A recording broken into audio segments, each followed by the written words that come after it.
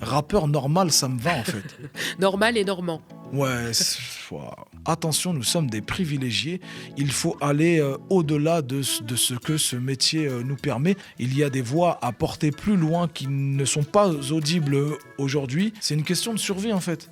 Ouais. C'est vraiment une question de comment on s'organise, comment on fait barrage pour contrer la fascisation qui est en train de s'imposer à nous. J'ai déjà en fait un espèce de mandat qui me permet d'exercer les... Ouais, t'as déjà un peu les clés de la mairie finalement. J'ai les clés de la mairie. Parfois les running gags se transforment en réalité.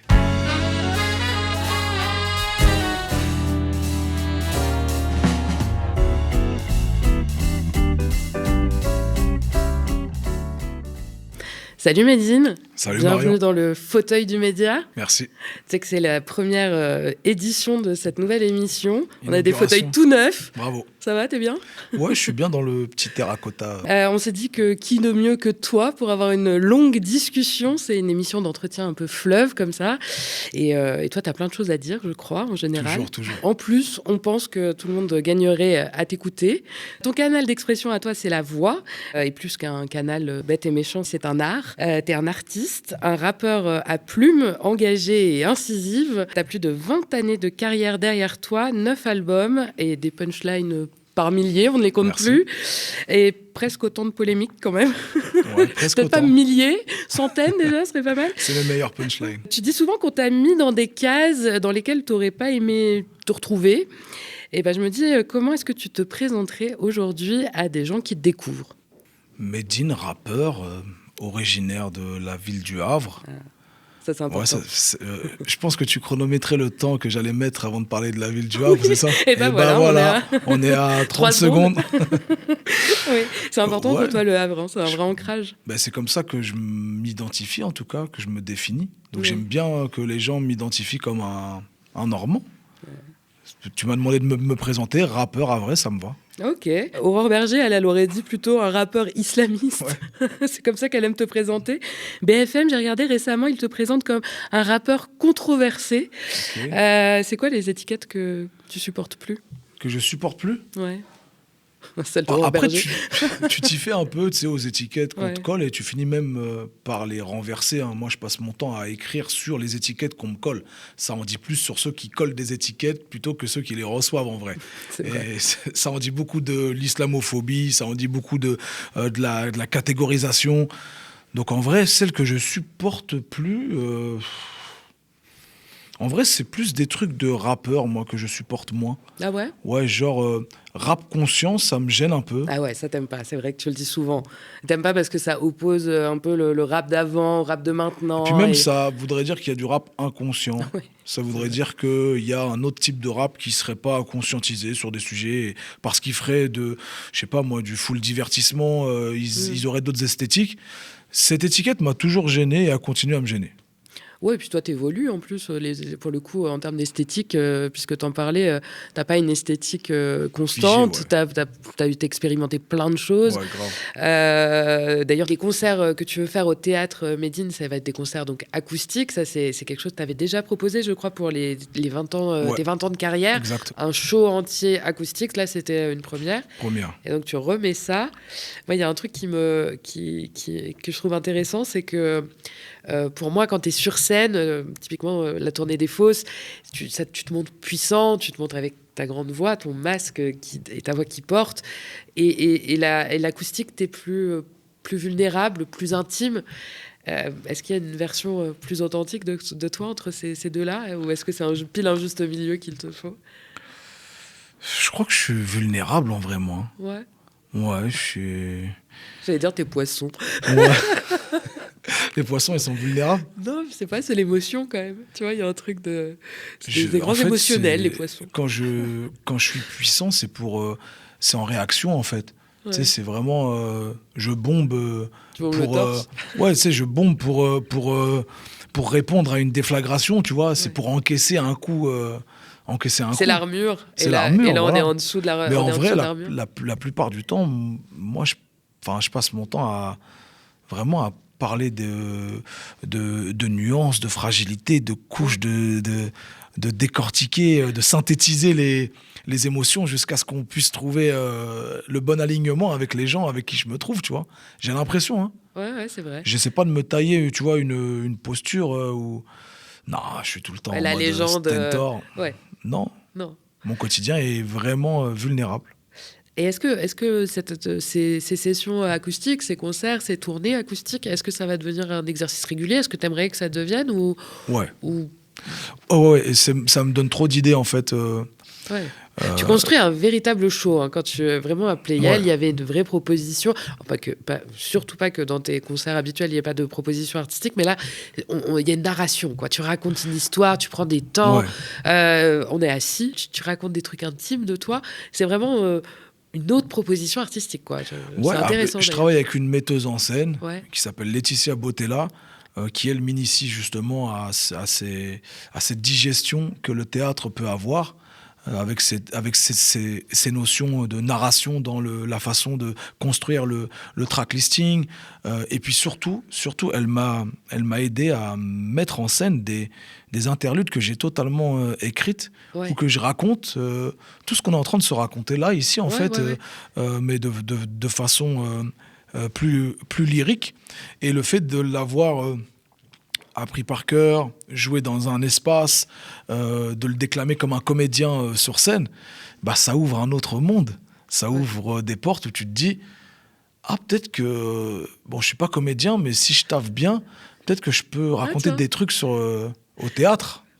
T'aimerais bien Franchement, monter sur j'y scène, réfléchis. Je discute beaucoup avec un ami qui s'appelle Rachid Benzine, un auteur qui lui écrit de la fiction, mais qui est aussi islamologue et professeur. Et lui, toujours, il me dit, mais il faut que tu ailles sur scène. Vrai, ouais. Tiens, tu devrais lire cette pièce. Au moins, fais des lectures, il me dit. Ouais, Il me dit, allez, tu ne joues pas peut-être, mais fais des lectures au moins sur scène déjà. Là, dans tes concerts acoustiques, tu te racontes un peu plus. On est sur des moments intimes. C'est intéressant aussi de te voir sous cette facette-là. Ça montre bien que, d'ailleurs, tu le dis, que tu évolues, que tu t'es déconstruit. Tu utilises ce mot de gauche, d'ailleurs. Tu t'es déconstruit. Tu peux nous raconter un peu ce chemin, là, comment ça se passe, cette déconstruction? Est-ce que c'est classique, juste en 20 ans de vie, on évolue et c'est normal? Ou est-ce que tu as fait un vrai travail sur toi-même, sur certains trucs Non, c'est classique, hein, au risque de décevoir tous ceux qui sont en déconstruction. Il n'y a pas un moment dans ta vie où tu te dis je vais me déconstruire. C'est maintenant, allez, on appelle Valérie Damido et on refait tout l'intérieur. Non, vraiment, c'est des situations auxquelles tu es confronté, auxquelles tu es ramené à tes propres contradictions, et au final, tu finis par te remettre en question. Et toute ta capacité à toi, à ce moment-là, c'est justement de sortir de tes certitudes. Mais ça, c'est pas tout le monde qui est capable, non, hein, quand même. Je pense que même il y en a plein qui ne veulent pas sortir de leur certitude. Moi, vraiment, c'est devenu une espèce d'hygiène intellectuelle, quoi.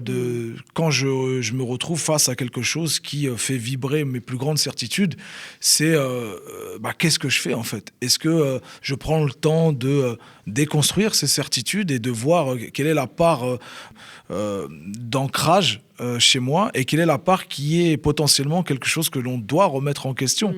C'est souvent le monde extérieur, moi, qui me confronte. Quand je remets en question, je sais pas moi, mon rapport au féminisme, c'est parce qu'il y a des féministes qui viennent et qui me pointent que là, il y a des privilèges, là, il y a des situations problématiques. Cette parole-là que tu disais sur un album en 2004, mais ce qui fait toute la différence, en fait, c'est quand il y a des groupes de personnes qui viennent avec bienveillance. Ça change ça change vraiment tout le game, quoi. Les gens que je rencontre sur mon parcours, alors je dis pas qu'il y a une bonne façon d'exprimer des problématiques et il y a une mauvaise façon. Je dis simplement que quand on veut vraiment faire changer des gens qui vous semblent sur un chemin de déconstruction, eh bien, il y a le facteur bienveillance qui est ultra important. Et heureusement pour moi, dans mon parcours, j'ai toujours rencontré des gens qui étaient assez bienveillants, qui pointaient des contradictions chez moi, avec de la volonté de faire changer leur époque à travers moi, mais sans jamais remettre en question qui je suis. C'est plutôt ce en quoi je crois, ce en quoi là, j'ai des certitudes. Donc la déconstruction, oui, c'est vraiment sur le temps C'est long. un long Hein. chemin. On n'est Ouais, pas ouais. sur on se réveille un matin et on change. Ça doit être difficile, du coup, quand tu fais tout ce travail-là de remise en question, d'essayer de prendre de la hauteur, qu'à la fin, on te remette dans la tronche sans cesse les mêmes, la punchline de 2004 Ouais. que justement, sur laquelle tu as évolué grâce à une intervention d'un ou d'une tiers. Encore une fois, ça en dit plus sur ceux qui posent la question. Ouais, c'est vrai. Ça en dit long sur leur capacité à être très flexible quand il s'agit d'une autre personne qui est en déconstruction, qui vient d'une autre musique, qui n'est pas un rappeur, qui vient d'une autre sociologie, qui n'est pas un jeune issu des quartiers populaires de l'immigration algérienne musulmane de surcroît. En général, aussi, hein. quand il y a d'autres artistes avec d'autres sociologies, Ouais, bien sûr. eh bien tout le monde est un peu plus flexible, quoi. On ne va pas aller épier ce qu'ils ont dit. Oui, il y a le droit à l'erreur, quoi, voilà. ou à l'erreur, ou à l'évolution. Exactement. Là où toi, on ne te le donne pas forcément, Non. ce droit-là.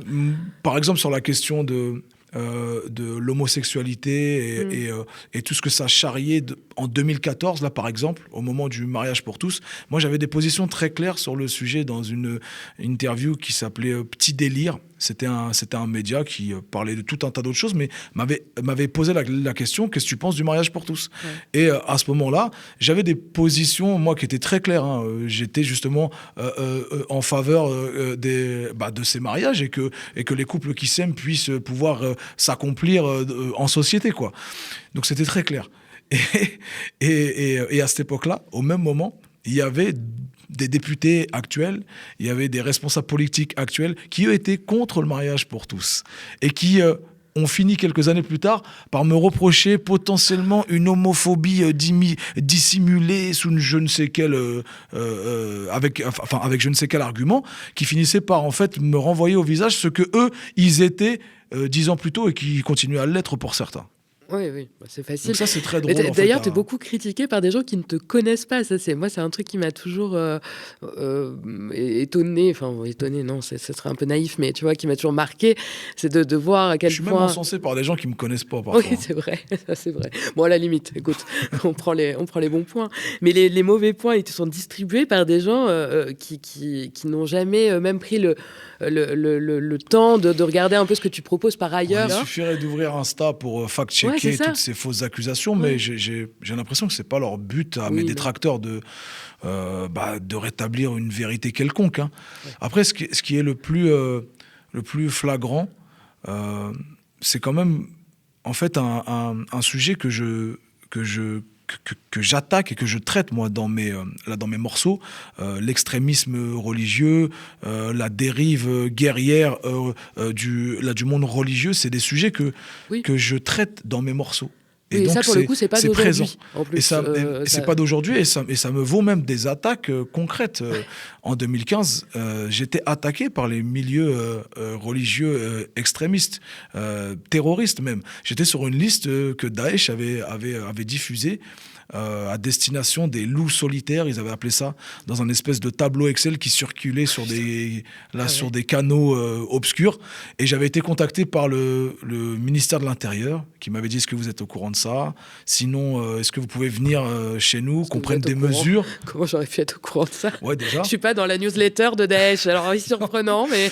Après, ce qui était très drôle, et j'en rigolais quand on m'avait convoqué, c'est que pour la première fois, j'étais numéro 1 des cibles à abattre. Wow. C'est moins marrant, mais de la rubrique culture. Ah, bah tu vois, forme de reconnaissance. J'avais une reconnaissance de la part des loups solitaires extrémistes d'être une figure culturelle du paysage français. Encore une fois, je prends ce qu'il y a à prendre. Oui. Mais voilà, tout ça pour dire que mes détracteurs qui me taxent d'intégrisme, d'islamisme et de je ne sais quoi encore, eh bien, il faut savoir que j'en suis le critique et j'ai même les inconvénients de cette critique, c'est-à-dire d'être menacé physiquement par ces réseaux. D'ailleurs, je me dis que là, on disait qu'en 20 ans, toi, tu as changé, que tu t'es déconstruit, que tu as évolué sur plein de sujets. Mais la société aussi, elle a grandement changé entre 2004, tes débuts, et maintenant.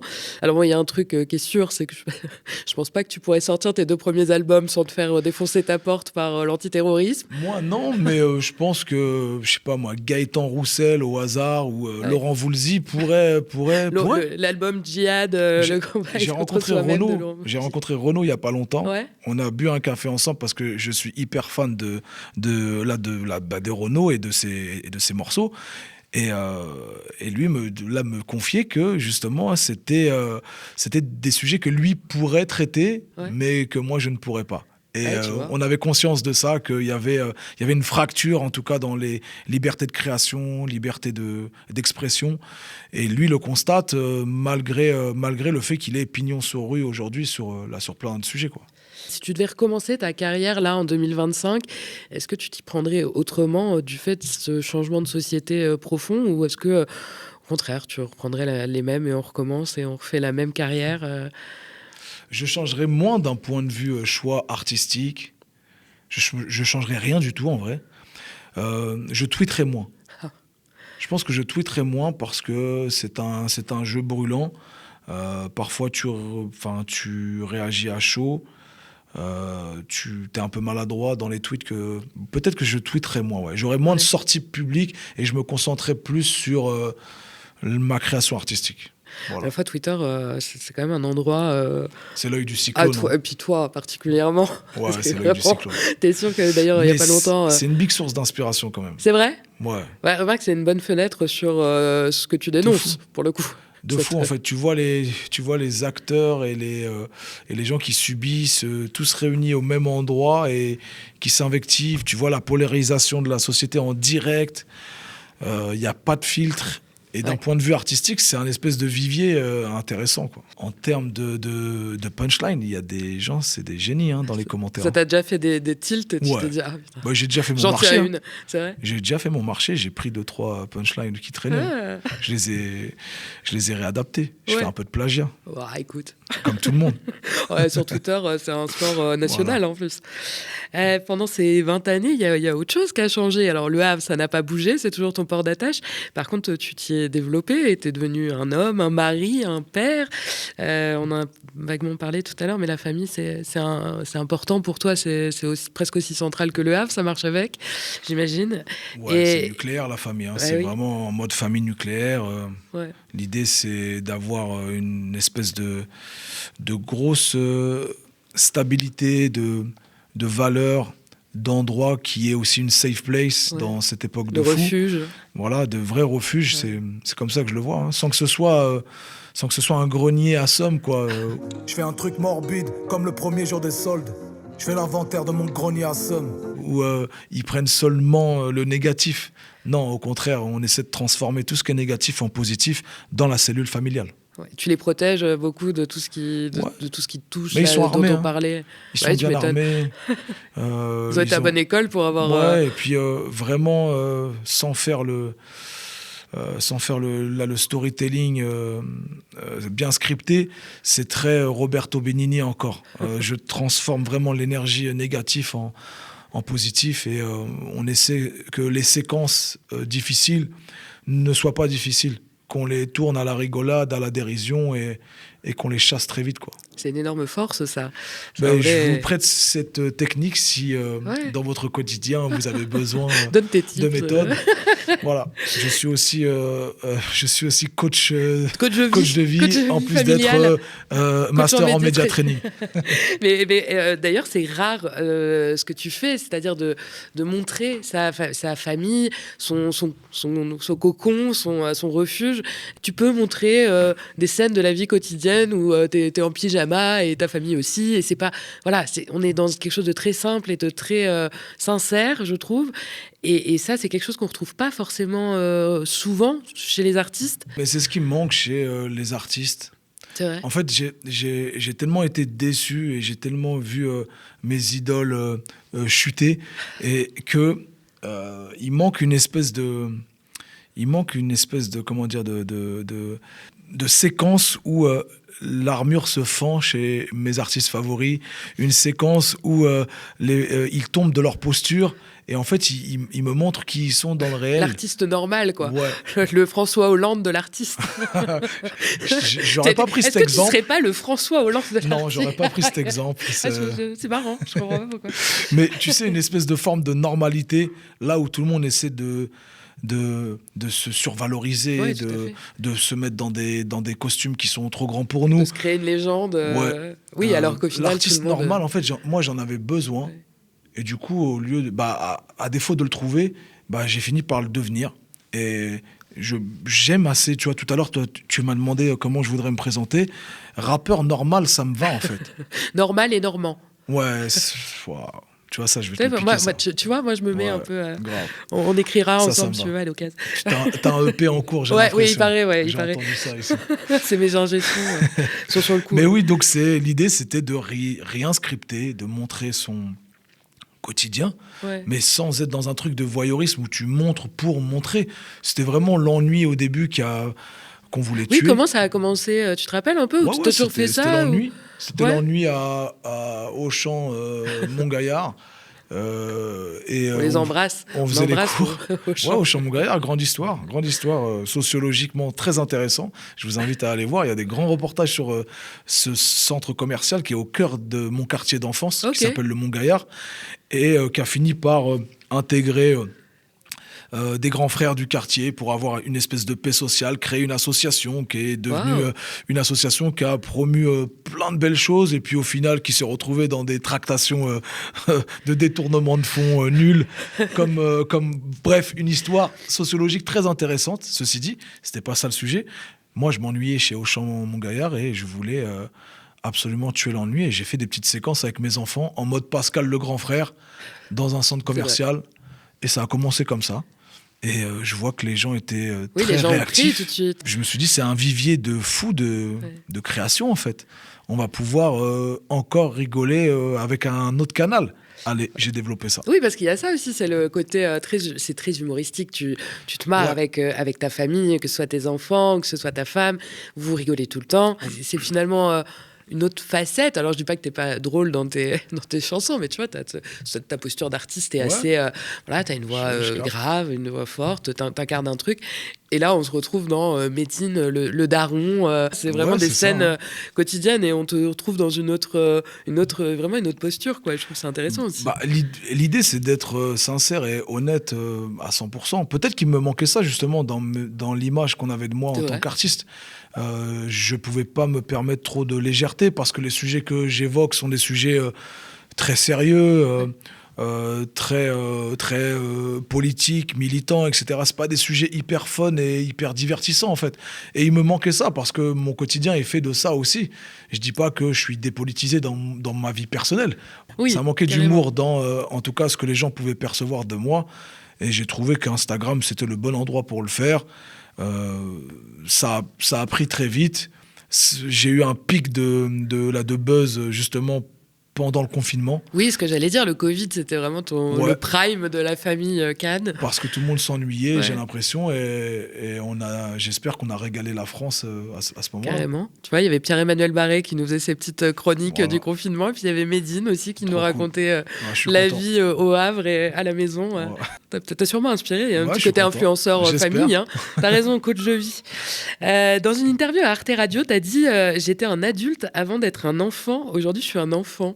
Ouais. Ça rajeunit d'être daron, c'est quoi? T'as un secret, il y a un truc? Ouais, t'as pas le choix. Hein. Quand t'es avec des enfants, je pense que la meilleure façon d'appréhender ce moment-là, c'est justement de pas trop être en mode daron et de rentrer dans leur univers à eux et de redécouvrir des trucs sur lesquels tu peux être nostalgique.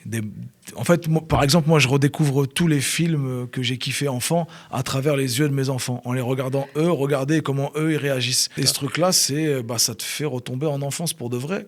sans avoir un discours, tu vois, trop nostalgique, parce que je trouve que c'est un poison, moi, la nostalgie, vraiment. Je trouve que la nostalgie, c'est une émotion de droitard, déjà. Ce que j'allais dire. Je chasse ça. Par exemple, tu sais, le téléphone, il te propose des souvenirs. Ouais.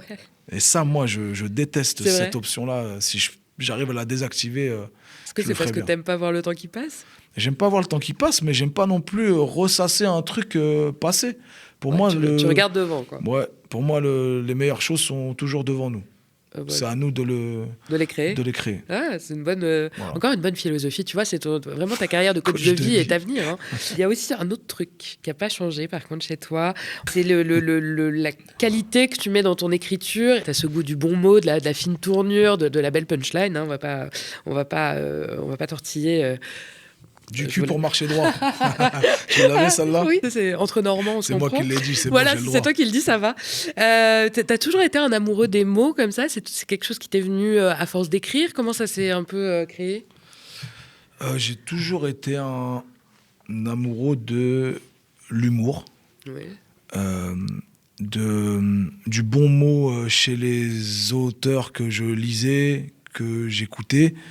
Et du coup, ton oreille s'affine et ça infuse et ça charrie beaucoup de choses chez toi et tu finis par avoir des réflexes un peu psychorigides de quand t'écris, t'essaies de ne jamais écrire pour faire du remplissage, tu vois. Oui, ça, je sais que j'ai des collègues artistes qui sont en mode, bon, là, j'ai mes 4 punchlines, je vais construire tout autour de ça et je vais faire du remplissage entre et ça va pas se voir.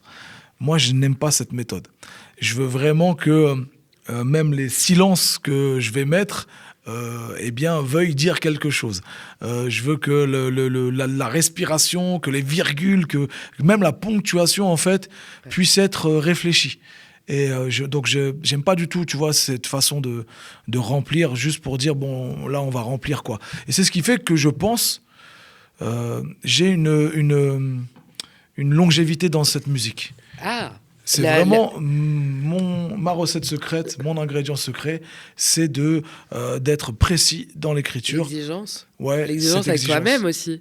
Bah, ce qui fait la diff avec tous les artistes, en vrai, c'est ce qui reste dans le temps, c'est vraiment ceux qui savent écrire, hein, j'ai l'impression. Hein. Ah. Aussi bien les morceaux de rap que les morceaux de chansons françaises, de pop.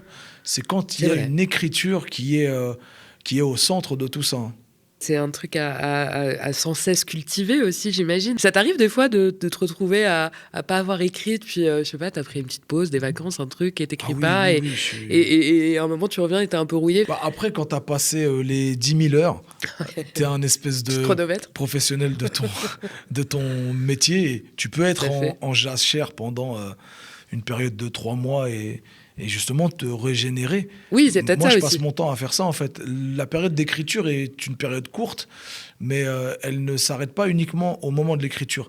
Pour moi, l'écriture, c'est aussi le fait de lire, c'est aussi le fait d'aller voir d'autres formes d'art et qui te régénèrent et qui te donnent d'autres constructions, d'autres schémas de rimes, d'autres schémas d'écriture.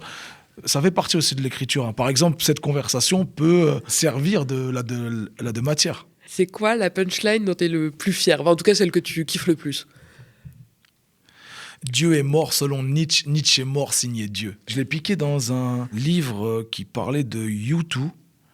U2. Et en fait, c'était le leader de U2 qui va à l'aéroport et qui lit sur le mur cette inscription. Et il le décrit, tu vois. Ouais. C'est pas formulé exactement de la même façon, mais en substance, c'était ça.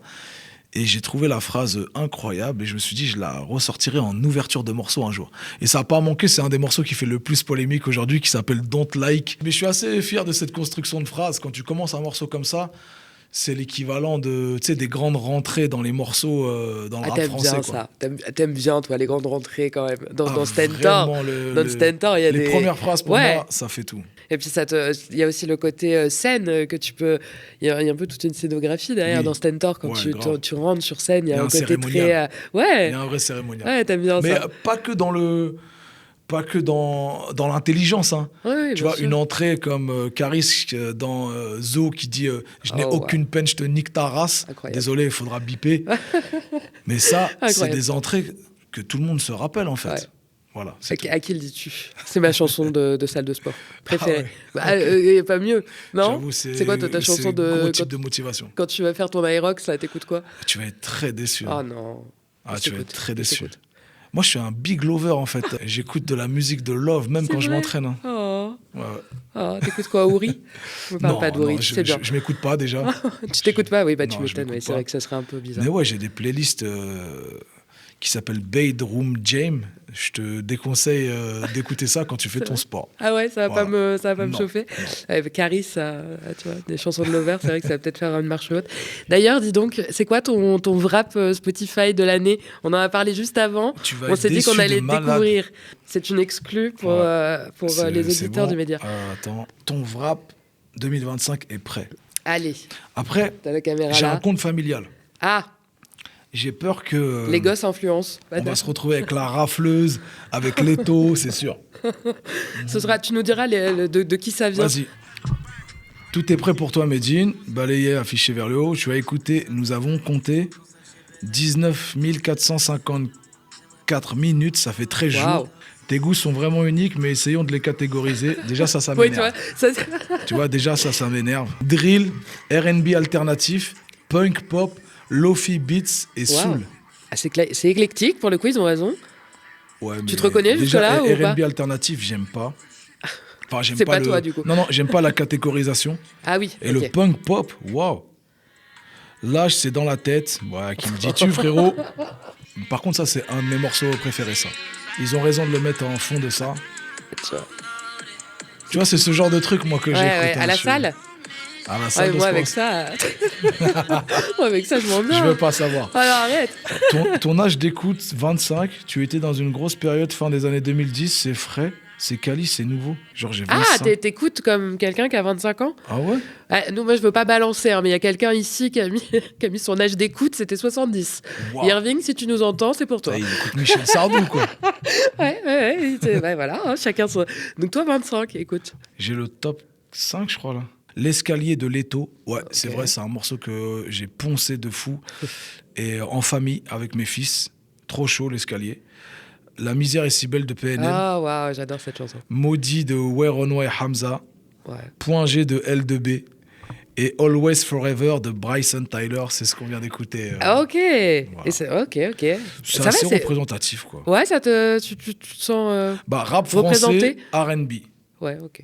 En vrai, C'est qui un peu la relève pour la toi relève. dans le rap français? Si t'avais des artistes là un peu à hyper, ce serait qui que tu conseillerais à nos auditeurs d'écouter un peu Bah, dans des genres différents, je te dirais Ben PLG. T'atteindras l'infini par l'incime, les pissenlits par la racine. Parfois c'est chaque jour un peu plus dur, mais c'est jamais impossible. Je te dirais H Jeune Crack. Jeune craque enchanté, je suis aigri mais je suis en bonne santé. Je kiffe le marteau au piqueur à 8h. Il me rappelle que je dois pas retourner au chantier. Trop chaud. Je te dirais Ino Casablanca. Je cherchais juste à vivre, loin des bitches, des ragots. Ils vont le catégoriser dans pas longtemps dans la world music et ça va m'énerver. Alors que c'est un gars de chez nous, Ino Casablanca, c'est un mec du rap. la world Voilà. music. Ouais, tu sais, ce truc fourre-tout C'est là. quoi, c'est quand t'es racisé et que tu fais Ouais, du son? dès que tu c'est mets ça un peu de derbouka Ah, ou, ah ou oui. de sitar, Oui, tout ok. de suite, t'es dans la world music. Ah oui, d'accord. Ok. Voilà. Donc j'espère que ça le fera tourner à Donc il y a des l'international. instruments qui sont français et des instruments qui sont. J'ai l'impression, j'ai étrangers. l'impression. Ah oui. Il y a même le grand remplacement. Ah oui, c'est ça, des instruments. des instruments. C'est- Mais c'est chaud, hein. ouais, enfin c'est ça à peu près. Je pense, moi, la relève, ça ressemble à ça. Un New Jenny, ça serait à Jeune Crack. Vraiment, école lyriciste, ce serait Ben PLG. Et puis, école mélo, full ambiançage, ce serait Ino. Revenons-en à nos questions sur un peu l'écriture là et t'as souvent dit justement, on a un peu parlé tout à l'heure, mais que toi toutes ces polémiques là, elles te nourrissent et que tu transformes ces critiques en énergie finalement. Est-ce que c'est pas grâce à tous ces détracteurs que t'es si bon? Je crois, hein. Je te jure que je me nourris dans l'adversité depuis toujours. Je me souviens d'une de mes premières polémiques, qui n'est pas une polémique parce qu'elle est confidentielle en vrai. C'est quand je sors mes premiers albums, Internet n'est pas encore très développé, on est en 2004, il n'y a pas les réseaux sociaux, mais il y a le forum du CSA. Le CSA, c'est vrai qu'à l'équivalent l'époque, de l'Arcom aujourd'hui, non? Oui, c'est un, Enfin, je c'est crois. un régulateur aussi. Un le régulateur, CSA, voilà. ouais.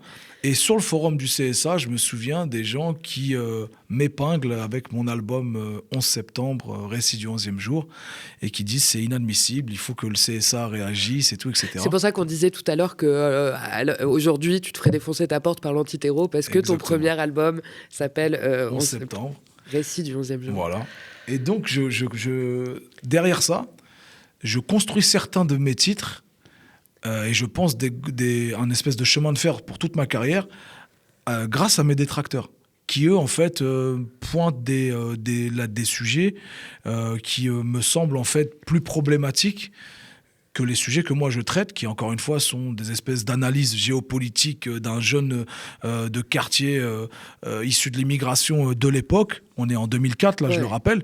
Donc c'est plus des analyses. Je suis même plus en lanceur d'alerte rétrospectivement quand je réécoute cet album. Il y a des tensions de société sur lesquelles je mets un curseur et je me dis attention, si on fait pas attention, là on va basculer dans une dérive. Ah bah. C'est pas faute de l'avoir dit en 2004. Je fais pas le prophète, Tu t'es mais pas planté. je suis pas le prophète, mais vraiment en mode lanceur d'alerte de attention. Il y a vraiment des vraies problématiques, notamment sur la laïcité. C'est des sujets qui sont récurrents dans mes premiers albums et c'est pas faute d'avoir averti où on voit aujourd'hui une laïcité totalement dévoyée par toute une frange de la gauche et de la droite même. Et donc le forum du CSA m'inspire à ce moment-là pour écrire d'autres titres. Donc oui, les détracteurs, c'est de l'énergie. Since Day One, quoi. C'est de l'énergie. Premier album et déjà t'es... Normalement, ils ont des points sur l'album. Ah ouais, c'est fou. Normalement, ils sont crédités. Des parts dans Dean Records. Non, peut-être pas. Je les Pas à ce crédite. point-là. Mais est-ce que des fois, ça te touche quand même? Et est-ce que des fois, c'est plus difficile que d'autres ou... On ne se remet pas d'une seule chose, c'est les amitiés qui se détournent à ce moment-là. Ah. On ne se remet pas des gens qui sont censés être des épaules sur lesquelles se reposer et qui finissent par te remettre en question et aboyer avec les loups. Oh. Ça, on s'en remet pas, ça. Ouais. Ça, Ça t'a c'est blessé, ça? dur. T'as eu des histoires blessantes? Ouais, j'ai des cas vraiment précis d'amis avec qui je me suis disputé, ou alors qu'il y a des sujets tellement clivants et de par leur origine à eux sociale, j'entends, c'est difficile pour eux de continuer à entretenir notre amitié. J'ai des cas précis et ça fume ma vie, ça. Ouais. Mais toi, t'es un loyaliste. T'es loyal avec les gens. Une fois que t'as donné... Oui, mais quand tu m'as déjà dit ça une fois. Mais quand tu me reprends, j'oublie jamais. T'es rancunier. Ouais, j'oublie jamais. Enfin, surtout en amitié, vraiment. Surtout en amitié. Après, voilà, je peux passer, tu vois, sur des... je sais pas moi, des rencontres de circonstances, quoi. J'ai rencontré quelqu'un dans une conférence avec qui ça semblait matcher, mais au final, derrière, tu te rends compte qu'il te strike sur les réseaux. Ouais. Ça, oui, on s'en juste remet, une mauvaise interprétation de quelqu'un. Ouais, voilà. Mais en vrai, les gens avec qui tu es censé partager beaucoup de choses qui finissent par se détourner parce qu'ils cèdent à une polémique ou qui remettent même en question l'amitié que tu as avec eux, ça te brise la vie, ça. Mais ça va se réparer. Ouais. Je suis un rappeur, je peux pleurer, je peux me réparer dans mes morceaux. C'est vrai, ça c'est une grande chance quand même. Ça, c'est une énorme chance. Et t'as jamais eu peur, j'en reviens un peu à la façon dont tu mets en scène ta vie de famille, de ce côté-là, tu vois, de craindre pour eux, avec toutes ces menaces que tu reçois Non. Les seules mesures que j'ai prises, c'était au moment de la polémique sur le Bataclan. Là, il y avait des vraies menaces qui étaient envoyées à certaines salles de concert. Et en vrai, j'ai pris des mesures de sécurité avec des agents de sécurité. Mais c'était vraiment... Et là, je n'essaie pas de jouer le super-héros. C'était vraiment pour rassurer mon entourage. Ouais. Moi, je pense qu'il y a beaucoup d'esbrouf qui est fait autour de de gens qui reçoivent des menaces numériques et ça va peut-être à l'encontre du discours que je devrais avoir, encore une fois, tu vois, mais je trouve qu'il y a beaucoup de gens qui font des espèces de grandes carrières sur des mini-menaces et qui finissent par écrire des livres et utiliser l'argent des Français pour avoir une protection policière. Oui, ça va un peu loin, je vois ce que tu veux dire. là, je trouve, tu vois. Genre des gens qui se prendraient des œufs, par exemple, ou de la farine, Par et qui en exemple, feraient tu vois, un- je trouve que un là, il y a buzz un espèce de médiatique storytelling massif Ouais, je vois un peu, qui ouais. font des martyrs des gens qui Pour 3 fois ont rien, juste quoi. pris... Une petite remarque ou un truc, ouais, ou un œuf. enfin voilà, moi je viens de l'époque de Noël Gaudin qui entarte les gens dans la rue, quoi, Ouais. et qui dénonce quelque chose en même temps et qui part en disant glou glou glou, je sais plus quoi, tu vois. Et Ouais. ça, Oui, mais c'est presque une tradition française, en plus, ça, pour le coup. Voilà. Je sais que c'est pas le discours à avoir en ces moments. Je suis bien sûr contre la violence.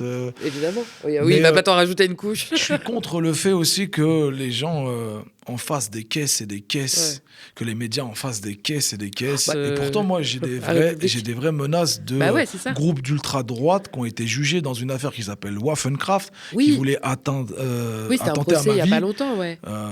J'ai pas des trop. vraies menaces, quoi. Oui, J'ai mais des c'est pour menaces ça. de tu vois, Daesh qu'on disait en 2015, donc c'est des vraies menaces. Mais pour autant, voilà, je prends pas de sur-mesure. Il n'y a pas une fois où t'avais déménagé, je me trompe peut-être, mais Oui, ouais. j'ai déménagé une fois parce que tout le monde commençait à avoir mon Ouais, adresse. ouais. Et donc, voilà, Oui, là, c'était ça devient juste un peu histoire de trop, brouiller les pistes. ouais, mais ouais. depuis, j'ai snappé 157 fois mon nouvel appart. Tout le monde passe devant chez moi.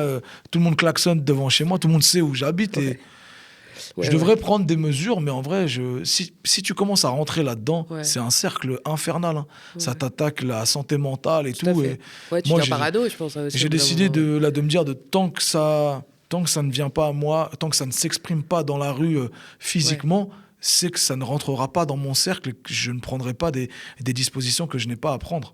Il y a rarement des gens qui viennent dans la rue et qui me disent hey, l'islamiste, on t'aime pas. Très peu de gens qui me disent frontalement ce qu'ils pensent de moi. Hein. Ouais, en fait, oui, la vie, c'est pas Twitter non plus, c'est ça le truc. Et je pense que mes détracteurs sont peu, contrairement à ce qu'on pourrait croire. Je Et- pense que je suis aimé. Ouais, moi aussi, je Et crois. s'il y avait un vrai sondage avec des organismes de sondage vraiment crédibles, Des sur un organismes panel de gens, de la vraie street, tu vois. ouais, je pense vrais que je gens. serais parmi les personnalités préférées les plus aimées. Ouais, carrément, Allez, je me vois bien. on se fait plaisir, Écoute, on se fait écoute, plaisir. En tout cas, sur le média, tu seras une personnalité aimée. Faudra je n'en doute pas. faire un sondage dans les Ouais, commentaires. carrément, Allez-y. on va faire ça. Il y a un angle, il y a quelque chose dont on n'a pas parlé et on est quand même sur le média, il va falloir qu'on en parle. Allez. Tu me vois venir. On va parler politique un peu parce que chez toi, les punchlines sont nombreuses, mais elles sont pas là juste pour faire joli, elles sont là pour être incisives, tranchantes et souvent pour dénoncer des choses aussi, tu l'as dit. Tu fais partie de ces artistes qui n'ont pas peur de prendre position, voire même de flirter avec la politique. Ça aussi, c'est rare.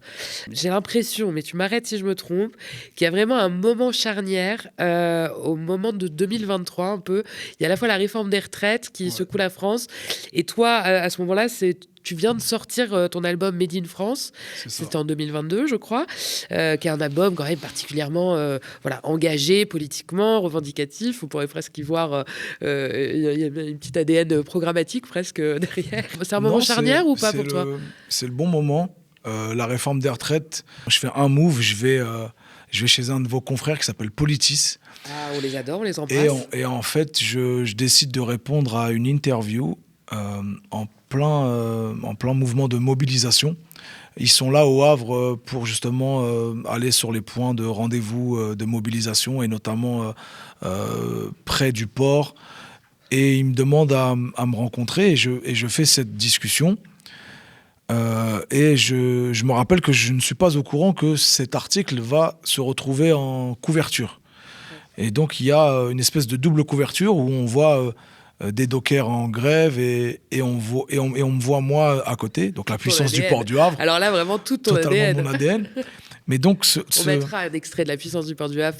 C'est la puissance du port du Havre. La culture de la big grave. La puissance du port du Havre.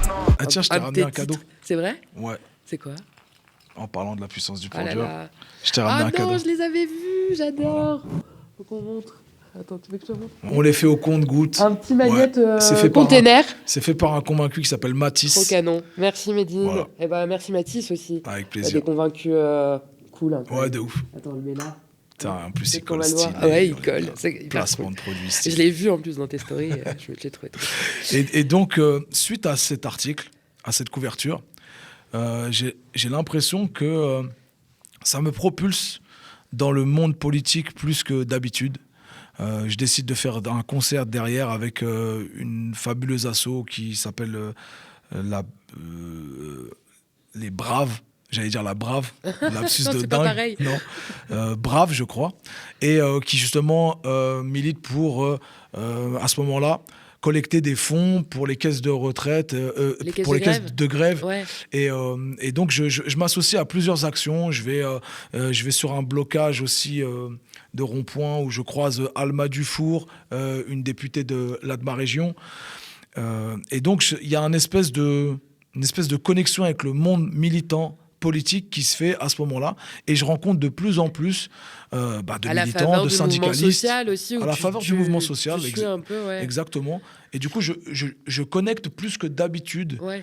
avec ce mouvement social. C'est un espèce de sujet qui est transversal sur plein de générations, Ouais. les retraites, la réforme des retraites. Donc c'est transversal et tout le monde est concerné. Artistes, militants, non militants, infirmières, tout le monde Ouais. est concerné. Ouais. C'est des sujets qui, moi, traversent mes morceaux de l'album de l'époque qui est Made in France, qui est vraiment présent avec des punchlines claires. Si j'étais personnel soignant, je me serais déjà radicalisé. Il y a plein de sujets qui traversent mes albums déjà. Et le fait d'avoir été sur le terrain, d'avoir été connecté un peu plus que d'habitude au mouvement social, fait qu'il y a une espèce de prise de conscience chez moi où je me dis, en vrai, la position de l'artiste qui regarde un peu de sa tour d'ivoire certaines choses, qui les commente de loin, c'est un peu privilégié en vrai.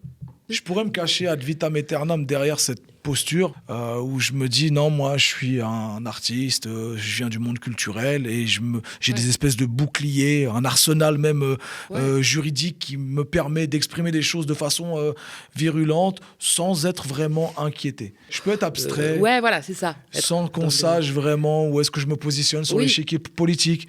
Et je trouve que c'est un privilège et qu'il faut aussi le remettre en question. Certains y voient aussi une forme de prudence parce que ils ont peur que ça, j'imagine, enfin, je crois, et tu dois mieux le savoir que moi, mais que ça leur ferme des portes, que ce soit rédhibitoire. J'imagine que ça a pu aussi te coûter. C'est le cas, mais dans la séquence politique dans laquelle on se trouve à ce moment-là, et dans laquelle on se trouve encore plus aujourd'hui, avec une présence de l'extrême droite dans toutes les sphères de notre société, c'est indispensable pour moi de prendre des positions fortes qui vont au-delà de notre confort d'artiste. Ouais. C'est indispensable. J'avais pas ce discours-là avant ces séquences.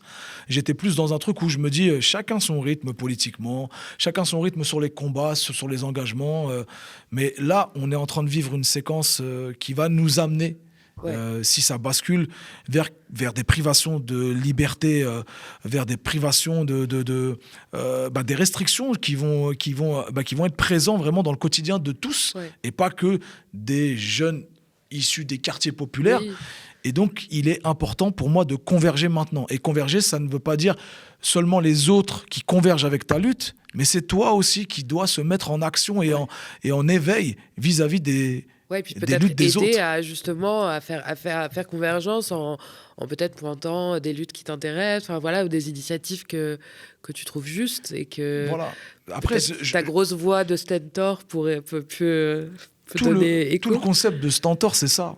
C'est justement porter des messages qui vont au-delà de la première ligne de front qui te concerne, d'avoir la puissance vocale de 50 hommes avec un H. Donc si vraiment tu as cette posture-là, est-ce que ce n'est que artistique ? Est-ce que tu es en train de nous mentir, c'est pas médiatique, finalement. Est-ce que tu n'es pas un média ? Pas en train d'avoir un fonds de commerce.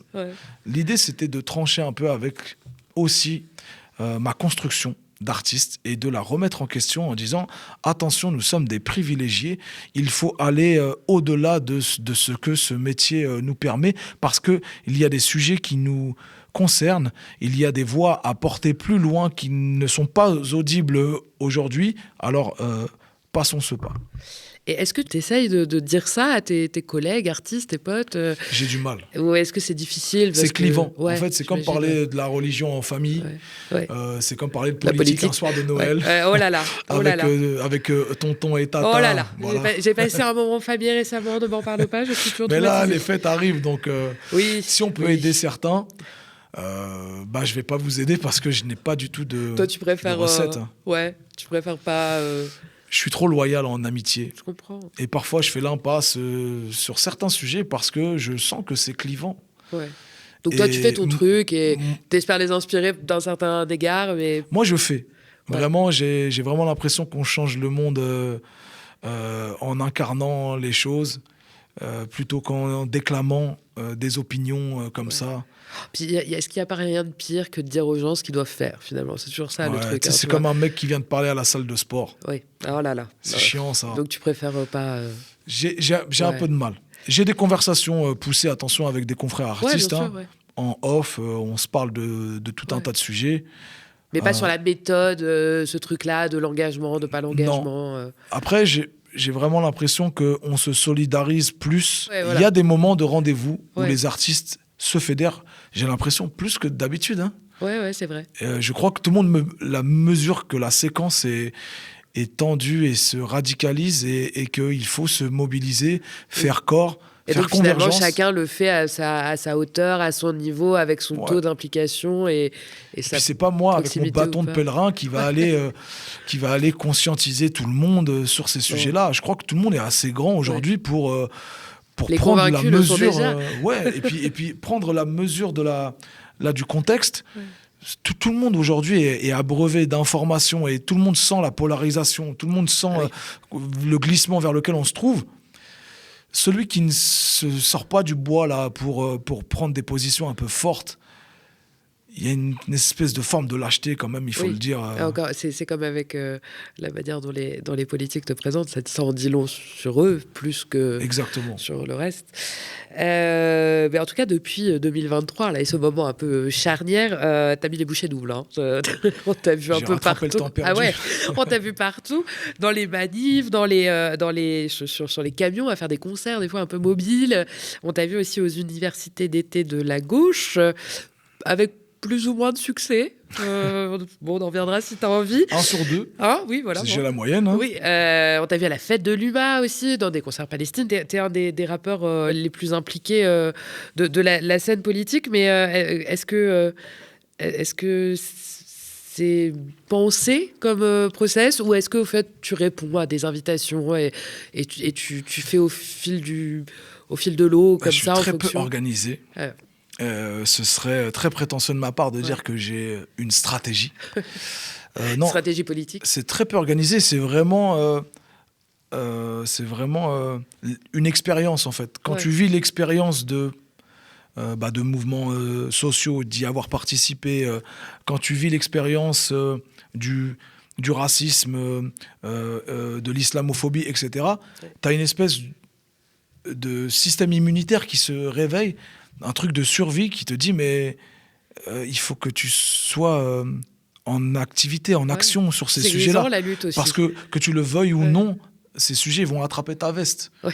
Donc il faut que, je pense que tu actives quelque chose, une espèce de gymnastique, ou que tu restes à l'affût des sujets, que tu rencontres un certain nombre de personnes qui, eux, sont connectées à ces sujets-là, pour justement mieux combattre les maux qui vont s'abattre sur nous. Donc ça n'est même pas organisé, c'est une question de survie en fait. Oui. C'est vraiment une question de comment on s'organise, comment on fait barrage, j'ai pas d'autres termes, hein, comment on met pied contre pied, épaule contre épaule pour contrer la fascisation qui est en train de s'imposer à nous. C'est pas une organisation pensée, quoi. Ouais. Genre, je vais en concert, j'attends que les gens me contactent et me disent « Est-ce qu'on peut se rencontrer ?» C'est pas moi qui dis « Je vais à tel endroit, est-ce qu'on pourrait se rencontrer ?» Non. Je fais vraiment avec de façon organique avec les militants de terrain qui veulent me sensibiliser sur un sujet ou sur un autre. J'ai un peu une dernière question avant un petit temps particulier que j'ai envie de te proposer. Yes. Mais on l'a dit pendant toute cette interview, tu n'as pas cessé de te réinventer pendant toute ta carrière d'artiste. Ces 20 années ont été un cheminement fait de plein de médines différents, de plein d'eras différentes. Comment tu vois là ton avenir d'artiste et vers quoi tu te destines justement? Peut-être autre chose, d'autres formes d'art, ou tu restes un puriste du rap coûte que coûte?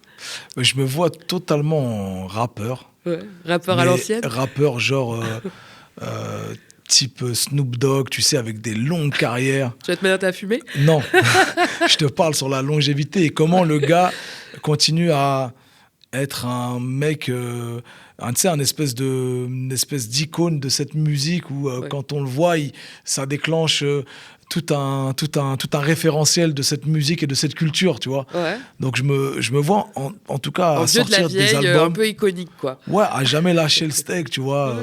Je sais pas, Rimka, à 80 par exemple. berges sur scène. Mais plus en Rimka. Ok, vois, ouais.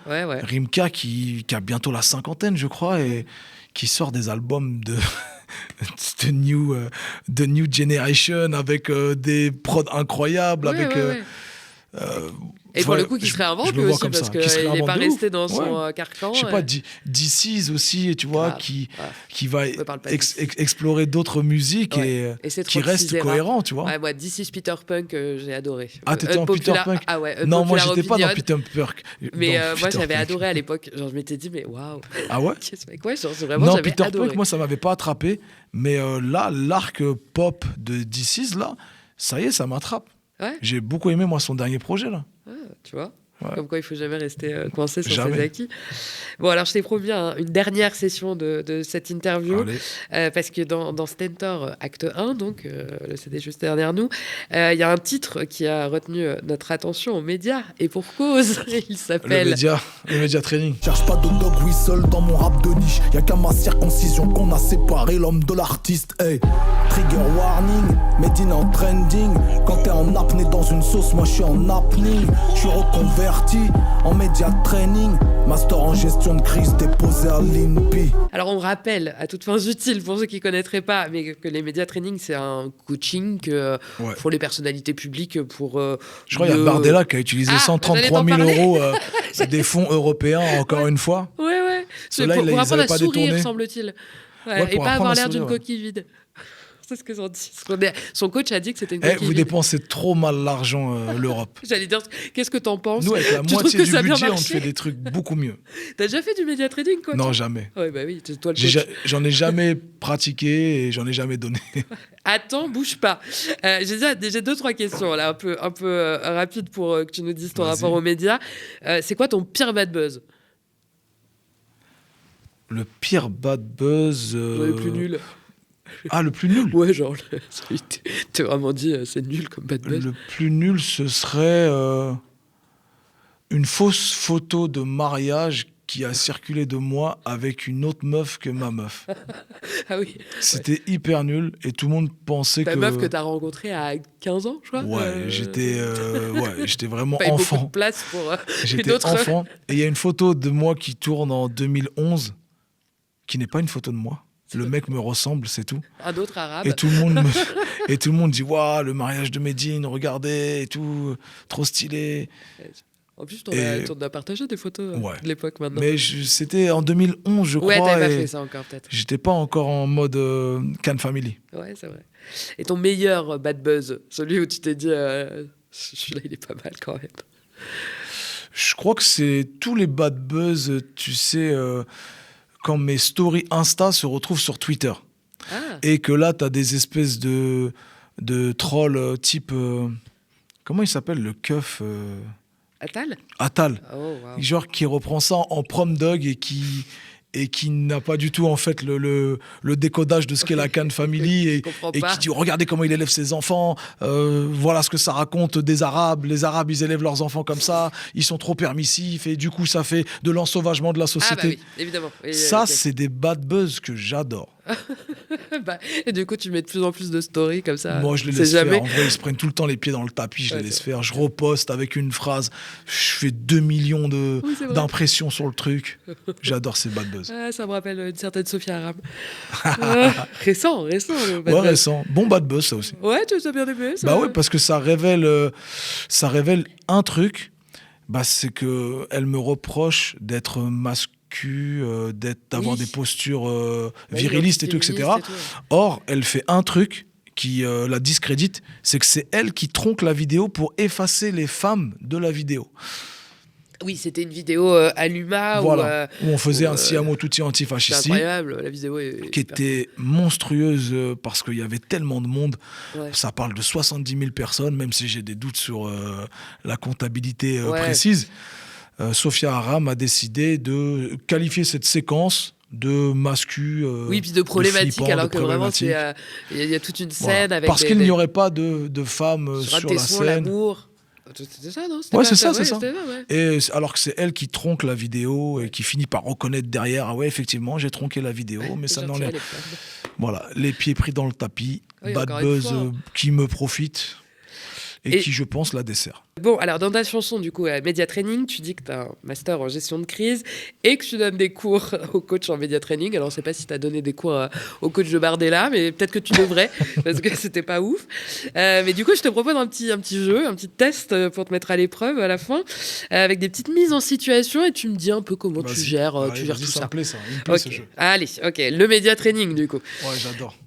Demain, tu apprends que Macron fait annuler ton Zénith, là, qui est à venir au mois de décembre. C'est le prime de ta tournée des Fosses. Comment tu réagis? Bon, aujourd'hui, je réagis de façon très froide. J'appelle mon avocate et je lui dis contacte un avocat du Conseil d'État et on va au bout et on va mener la guerre et on va le faire ce concert. Ok. En fait, c'est un truc qu'il est habitué en plus là maintenant. Hein. Ouais, C'est devenu vraiment, un running gag pour toi. Là, Media Training, je réponds par la voix de mes avocates qui font un communiqué de presse. Ouais, ok. Voilà. Ouais, à Macron, lui. Mais t'es habitué de ça. Ça t'arrive Ouais. à peu près tous En fait, tous les 3 mois où t'as un concert qui se fait annuler par un politique qui est en mal de buzz Voilà. et qui. Mais je rentre pas dans Ouais. la joute verbale avec Macron, vraiment. C'est ah, vous voulez jouer à ça? On va passer par la voie juridique. Oui, puis on va voir ce que ça dit de vouloir museler des Exactement. artistes. Quoi. D'ailleurs, si tu pouvais passer un message à tous les élus qui t'ont interdit ou qui ont essayé de t'interdire Ouais. vêtement, ce serait quoi? Bah, essayez encore, hein, parce que vous avez du mal. Hein. Ouais, ça marche pas. Les concerts ont lieu, hein. Ouais. Ça se passe bien. Les critiques sont bonnes, les salles sont pleines. Oui, puis il n'y a jamais de problème. Enfin, c'est vraiment l'idée. Continuez, hein, j'ai envie de C'est dire. quoi le motif en général? C'est quoi? C'est trouble à l'ordre public? Même pas. Par exemple, à Saint-Quentin, il y a 0 motif. Tu sais, il y a une espèce de droit bizarre sur une salle qui est semi-municipale. Oui. Et en fait, ils finissent par dire les non, arrêter. on ne veut pas qu'ils viennent dans cette salle-là. C'est pas genre interdiction de jouer dans la ville de Saint-Quentin. Tu peux très bien y aller dans un endroit privé, mais eux ne souhaitent pas s'associer à ça. Du coup, du jour au lendemain, en fait, ils pull up. Si jamais j'ai la force et le courage et le temps d'aller sur le terrain juridique, je gagne. Oui. C'est Et simple. l'argent aussi, parce que ça coûte cher Je un peu gagne. tout ça. Quand même. Voilà. Au bout d'un Sauf moment. que parfois, j'ai pas le temps, je reste concentré dans mon couloir. J'en prends un au hasard et je fais un exemple. Mais là, pour Saint-Quentin, j'ai surtout eu la solidarité de plein d'artistes qui étaient au nombre de 150, et pas que des artistes, hein, des gens du monde militant, etc., et qui ont fait une belle pétition et qui ont surtout C'est ça. foutu la honte à cette maire de Saint-Quentin. Ouais. Voilà. Bon, alors on corse un peu dans les réactions. Ah. Ce serait quoi ta première déclaration de maire du Havre? C'est un running gag qui revient souvent. Hein. Tout le monde te dit que tu vas devenir maire du Havre. Nique sa mère, le maire, tout le pouvoir au peuple. Oh, Voilà. on aime bien. Ta première question au gouvernement en tant que député? Bon, on fait la plus courte parce qu'ils en font des questions immenses, mais ta première décla. Ma première peut-être, déclaration, ce en tant que serait député. libérer la Kanaki, libérer Mayotte. Et si un député te dit que t'as pas ta place dans l'hémicycle, un député du RN au hasard, que t'as pas ta place dans l'hémicycle, tu lui réponds Ouais, c'est quoi? pas dur avec eux. Eux, tu googles leur pédigré et tu tombes tout de suite sur des gens qui ont des casseroles monumentales. Une bonne page Wikipédia, ça suffit. Ouais.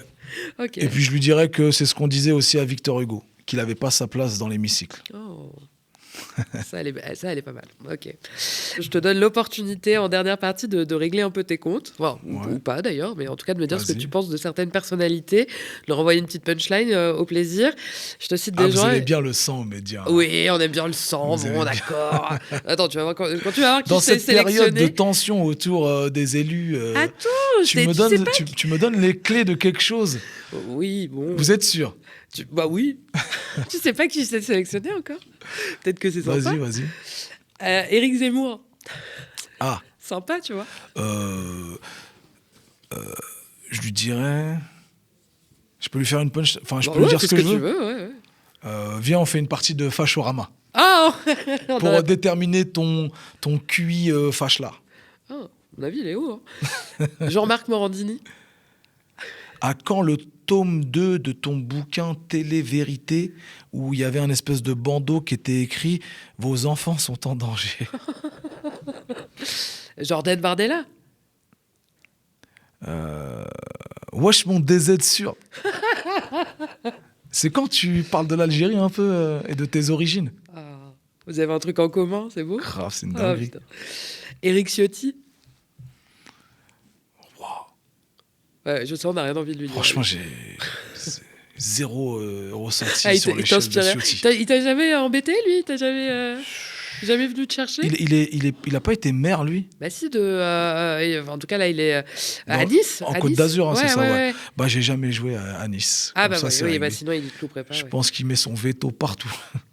Sophia Aram. Tu es l'Aram qui cache la Fourest. Arrête, elle est bien celle-là. Elle est bien, celle-là, elle est bien. Ça peut finir dans un texte, par exemple. Ah, celle-là, elle est pas mal. Non, je sais ce que je dirais à Sophia Aram. Je dirais la même chose que j'ai dit dans un morceau qui s'appelle Rappeur de force, que j'ai sorti en 2015. Je dirais, je suis ni l'ami noir ni l'ami arabe, va voir Lydia Guirouz ou Sophia Aram. Voilà. C'est pour ça, je pense qu'elle m'en veut aujourd'hui. Oui, c'est vrai. Bah attends, tu l'as hypé super tôt.